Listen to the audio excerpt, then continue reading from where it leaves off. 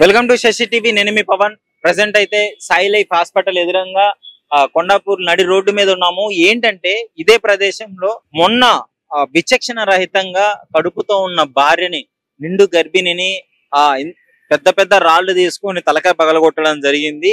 So ఇదే road మీద దాదాపు 10:30 టైంలో అందరూ చూస్తుండగానే, అందరూ తిరుగుతుండగానే విచక్షణ రహితంగా దాడి చేయడం జరిగింది. పాపం కడుపుతో ఉన్న ఆ తల్లి ఎంత మనోవేదనకి గురైందో తెలిసి, ఎంత వేదనకి గురైందో, ఎంత నొప్పులు పడిందో ఇక్కడే అంటే పాపం అడ్డం పడిన తర్వాత కూడా రాయి తీసుకొని ఆ తల మీద విసిరేయడం జరిగింది. ఇక్కడ మీరు చూస్తున్నారు కదా, క్లియర్ గా బ్లడ్ మరకలు క్లియర్ గా కనిపిస్తున్నాయి.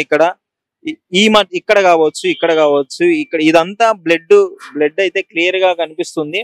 అంటే ఎందుకు అని చెప్తే ఒకసారి చూడండి. ఎందుకు దాడి చేశారు అని చెప్పేసి అడిగితే, నాకు కోపం వచ్చింది, నేను కొట్టాను అనేది చెప్తున్నాడు. అంటే దాదాపు ఈ సాయి లైఫ్ హాస్పిటల్లో ఒక 3 రోజుల పాటు హాస్పిటల్లోనే ఉందంట.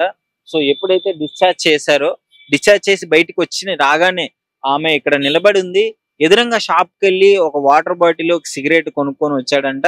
సో వాటర్ తాగి, సిగరెట్ తాగి వెంటనే భార్యని, అంటే ఎగిరి తన్ని, కడుపుతో ఉన్న భార్యని ఎగిరి కడుపు మీద తన్ని ఆమె కింద పడిన తర్వాత పెద్ద పెద్ద రాళ్లు తీసుకొని దాడి చేయడం జరిగింది. పాపం ఆమె నిస్సహాయ స్థితిలో ఉంది, ఎవ్వరూ హెల్ప్ చేయలేదు.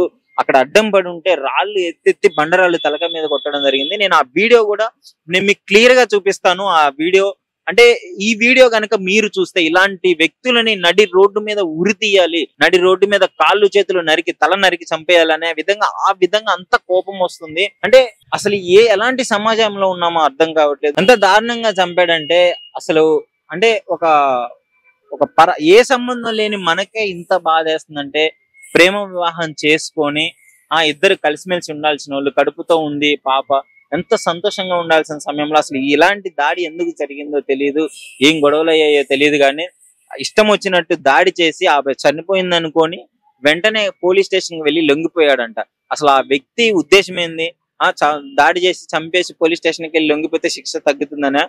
ఇలాంటి వ్యక్తులని అతి కిరాతకంగా చట్టంలో ఎలాంటి కఠిన శిక్షలు ఉన్నాయో అవన్నీ కఠిన శిక్షలన్నీ వేసి నడి రోడ్డు మీద ఉరి తీయాలని చెప్పేసి, అంటే ఆ దృశ్యాన్ని చూసిన పలువురు అయితే చెప్తున్నారు, ఇంత దారుణంగా చంపడం అసలు ఎంతవరకు కరెక్ట్ అని చెప్పేసి. మీరు డెఫినెట్లీ గా కామెంట్ రూపంలో అయితే మీ అభిప్రాయం తెలియజేయండి. నేను క్లియర్ గా వీడియో పెడతాను, మీకు ఆ వీడియో చూసి మీరు కామెంట్లో అయితే తెలియజేయండి. ఇక చూస్తున్నారు కదా, ఇలాంటి ప్రదేశంలో జన సంచారం ఉన్న ప్రదేశంలో ఎప్పుడు జనాలు తిరుగుతూనే ఉంటారు. ఎదురుగా ఇప్పుడు మీరు చూస్తున్నారు కదా, ఎదురుగా ఒక షాప్ ఉంది. ఆ షాప్ లో ఒక అంకుల్ ఉన్నాడంట. ఆయనే సిగరెట్, వాటర్ బాటిల్ ఇచ్చిన అని చెప్తున్నాడు. సో ఆయన ఇక్కడ దాడి జరిగే టైంలో, ఇప్పుడు ఇక్కడ దాడి జరుగుతుంది కదా, ఆ టైంలో ఆయన గట్టిగా అరుస్తూ ఆయన ఆపడానికి ప్రయత్నించినప్పుడు ఆయన మీద కూడా పెద్ద రాయి లేపి చంపేస్తానని బెదిరించడం జరిగిందంట. సో ఇక్కడ మీరు ఎదురుగా చూస్తున్నారు కదా, ఇక్కడ ఈ సీసీ కెమెరాలోనే రికార్డ్ అయ్యింది మొత్తము. ఆయన దాడి చేసేదంతా ఇక్కడ ఈ సీసీ కెమెరాలో రికార్డ్ అయింది. సో వెంటనే పోలీసు వాళ్ళు వచ్చిన తర్వాత ఆమెను హాస్పిటల్లో జాయిన్ చేయడం జరిగింది. సో ప్రెసెంట్ అయితే ఆమె మియాపూర్ హాస్పిటల్లో ఉంది అని చెప్తున్నారు. సో ఇక్కడ కూడా ఆ రాళ్ళు, ఆమె చెప్పులు ఏ రాయితో దాడి చేశాడో ఆ రాయిని, అలాగే ఆమె చెప్పులను కూడా పోలీస్ వాళ్ళు తీసుకెళ్లడం జరిగింది. సో వాళ్ళతో పాటు ప్రూఫ్లు కింద ఉంటాయని చెప్పేసి. సో ప్రెసెంట్ అయితే ఇంకా అక్కడ షాప్ లో ఉన్న వ్యక్తితో అయితే ఇక్కడ పబ్లిక్ తో కూడా మాట్లాడే ప్రయత్నం చేద్దాము. ఆ వ్యక్తి విచక్షణ రహితంగా దాడి చేసే ముందు ఇక్కడే షాప్ కు వచ్చేసి వాటర్ బాటిల్ ఏదో కొన్నారు అని చెప్పేసి అని అంటున్నారు. ప్రజెంట్ ఇక్కడ షాప్ వాళ్ళు ఇక్కడే ఉన్నారు, వాళ్ళని అడిగి తెలుసుకుందాము. నమస్కారం. నమస్కారం. దాడి జరిగినప్పుడు ఇక్కడికే వచ్చి తీసుకెళ్లాడు అని అంటున్నారు. సో మీరేమన్నా చూసారా అట్లా జరగడం? నేనైతే చూడలేదు. 8:30 కల్లా వెళ్ళిపోయినా. మా అంకుల్ ఉన్నారు, నైట్ 10:30 వరకు ఇక్కడనే ఉన్నాడు. వచ్చి సిగరెట్ ఇంకా వాటర్ బాటిల్ తీసుకొని వెళ్ళిండు. ఇంకా కాసేపు అయ్యాక వాళ్ళు ఏదో అనుకున్నారంట.